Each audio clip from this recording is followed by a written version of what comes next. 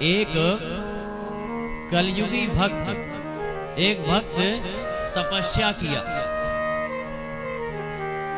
तपस्या करके भगवान प्रकट हुए, बोले बस वर मांगो।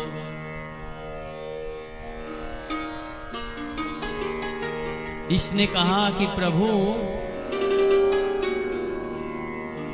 मैं आपसे यही वरदान मांगता हूं कि आपसे मैं जो मांगू आप मुझे प्रदान कर दें। भगवान ने कहा ठीक है तथास्तु, मैं तुम्हें जो तुम मांगोगे अवश्य दूंगा, पर जो तुम एक मांगोगे तो पड़ोसी को दो मिलेगा। उसने कहा ठीक है प्रभु, और कह करके वहां से चला आया। और आया तो टूटी हुई झोपड़ी को देखा, तो देख करके मन में विचार किया कि प्रभु एक सुंदर सा मकान बन जाता। अब महाराज डबल मंजिले का मकान बना, तो पड़ोसी का वहीं बगल में 4 मंजिले का मकान खड़ा हो गया।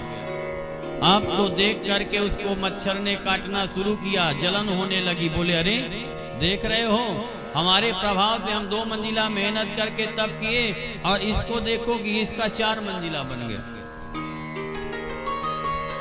इसने कहा अच्छा। फिर भगवान से कहा प्रभु मेरा मकान 2 मंजिल और बढ़ जाए। तो इसका 4 हुआ तो पड़ोसी का 8 हो गया।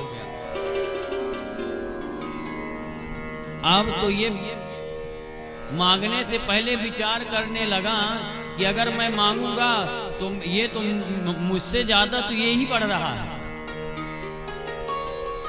अब जरा विचार करके मांगने लगा। फिर मांगा प्रभु वाहन का साधन हो जाता, अगर गाड़ी आ जाती घर में तो आपकी बड़ी कृपा होती। तो उसकी 1 गाड़ी आई, पड़ोसी की 2 गाड़ी आ गई। अब तो इसको और जलन होने लगी। इसने सोचा रुको अभी उपाय करता हूं। क्या उपाय करता हूं? बोले प्रभु अब मैं आज से वरदान मांगना चाहता हूं कि मेरी एक आंख फूट जाए, ताकि पड़ोसी की दोनों आंख फूट जाए। ये वरदान मांग लिया। इतने में भी उसका मन नहीं भरा, तो कहा रुको, इसके घर में 2 दरवाजे थे, उसके 4। बोले प्रभु मेरे दरवाजे पर कुआं हो जाए। तो पड़ोसी के भी चारों दरवाजों पर कुआं हो गया। तो अब इसके तो एक आंख थी, तो ये देख करके निकल जाता। अब पड़ोसी की दोनों आंख फूट गई, तो अब है वो कुआं में गिरा। तो ये जो संसारिक लोग हैं इनकी यही स्थिति है।